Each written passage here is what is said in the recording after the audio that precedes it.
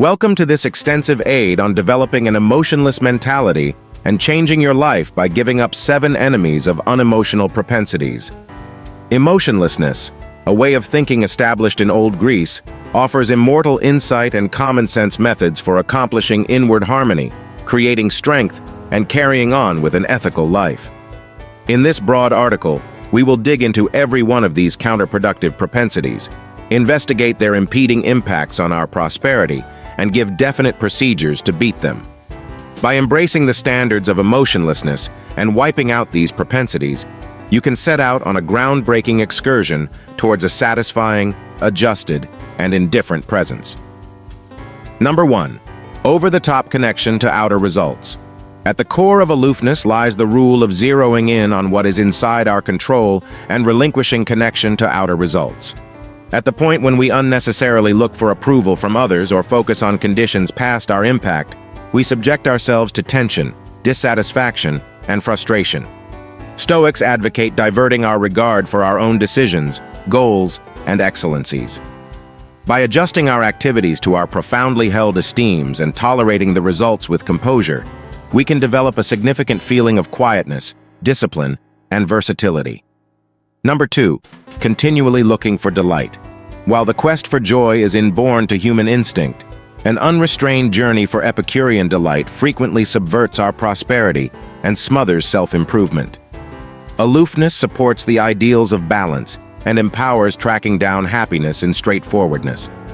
By rehearsing self-control, developing appreciation, and relishing the conventional delights of day-to-day existence, we free ourselves from the interminable quest for outer wellsprings of joy. Thus, we develop a more feasible, significant, and satisfying way to deal with bliss. Number 3. Reacting incautiously to feelings. Responding incautiously to each passing inclination prompts heinous acts, stressed connections, and superfluous contentions. Emotionlessness puts incredible accentuation on the development of the ability to appreciate individuals on a profound level and mindfulness. By fostering the capacity to stop, reflect, and answer nicely, as opposed to responsively, we deal with our feelings and activities. This empowers us to encourage better connections, pursue more shrewd choices, and keep a cool as a cucumber disposition, even notwithstanding difficulty. Number 4. Stressing over what's to come. Extreme stress over what's to come denies us of the current second and adds to nervousness, stress, and dissatisfaction. Stoics advocate for zeroing in on the present time and place while tolerating the intrinsic vulnerability representing things to come. Through the act of care, we foster an increased feeling of presence, upgrading our capacity to encounter and value every second completely. By embracing the transient idea of life, we decrease nervousness, develop appreciation, and foster the versatility important to exploring the capricious idea of presence. Number 5. Looking for outside approval.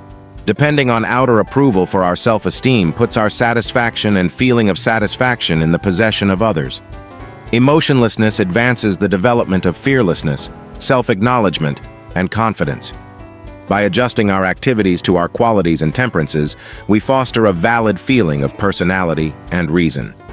Instead of looking for endorsement from others, we figure out how to depend on our inward compass, prompting a satisfying, engaged, and temperate life.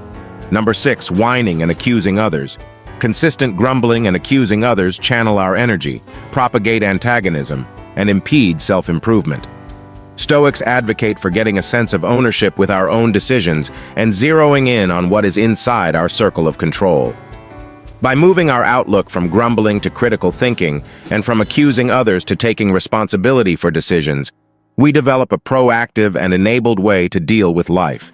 This encourages self-awareness, fortifies connections, and improves our capacity to explore difficulties with flexibility and elegance. Number 7. Holding feelings of spite and hatred.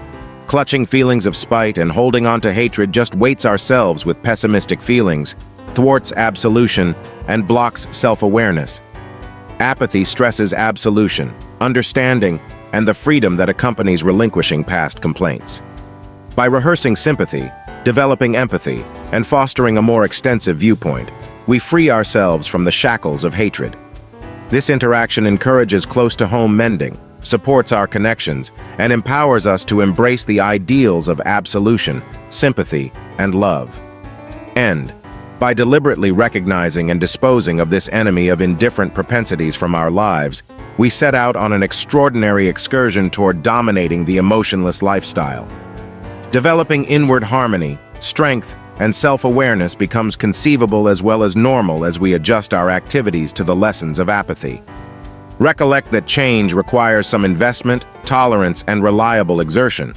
Embrace the standards of apathy, coordinate them into your day-to-day existence through conscious practice, and witness the significant positive effect on your prosperity, connections, and by and large feeling of satisfaction.